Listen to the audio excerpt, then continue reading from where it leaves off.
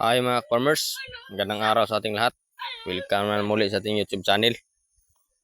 Para ang video na to mga farmers ay kain tayo sa atong mga laga kasi may nagtanong sa atin kung ano daw ang pagkain natin sa ating mga sisiw. Ito ay sa experience ko lang dito mga farmers. Pinapakain ko dito sa mga laga kong sisiw mga farmers ay Integra 2. Pag 1 month to 2 months na sila, pag bagong pisa Integra 1. Pero binabasa ko lang ng tubig mga farmers. At hinaluan ko na rin ng vitamins, Vitamin Pro powder para mas magandang paglaki at lagi silang healthy. Dalawang vitamins sinagamit ko dito mga farmers, Vitamin Pro at saka Vitracin Gold.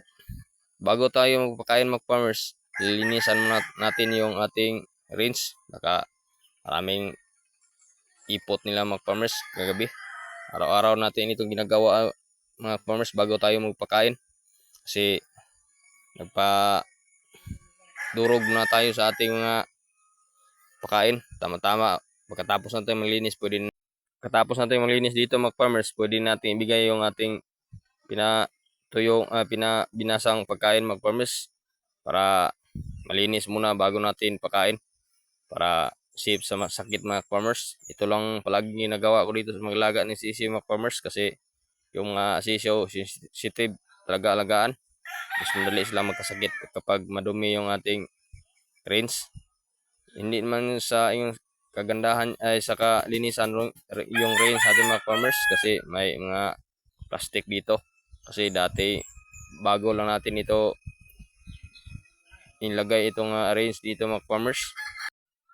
Ito na video mga farmers. Sana may natutunan ng baguhan dito mga farmers sa pag-alaga ng mga sisiw. So ngayon tapos na tayo sa pagwalis. Pwede natin ibigay ito mga farmers kasi pwede na tama na ibigay. Pero bago natin ibigay, ilinisan natin yung lagayan ng ating patukaan para ilagay natin ito sa ating rinse para lagyan ng patuka para hindi maputik masyado yung ating patuka kapag pinapaka nila. Yan. Ilinisan natin yung patukaan natin mga farmers. Ginagawa pala natin yung patukaan, yung simple lang, yung kawayan kasi nag-umpisa lang tayo. So ngayon, tapos na tayong maglinis, pwede natin ibigay itong ating patuka. Hatiin lang natin ito mga farmers kasi may sisiyo din tayo dito sa kabila sa kulungan natin. Yung hati dito natin ibigay. Yan, pwede natin ibigay mga farmers. Abangan natin kung gaano kalakas lang kumain. Takaw na takaw mga farmers. Yan, lakas lang kumain mga farmers. Kasi ang healthy nila mga farmers. Yan ang lakas lang kumain.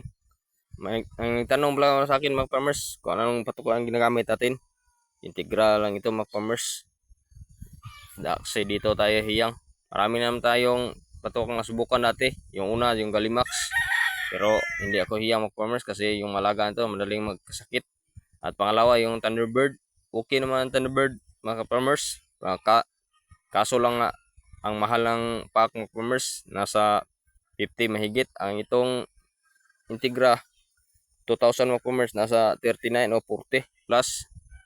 So makatipid tayo dito mga farmers at maganda naman ang resulta. Salamat.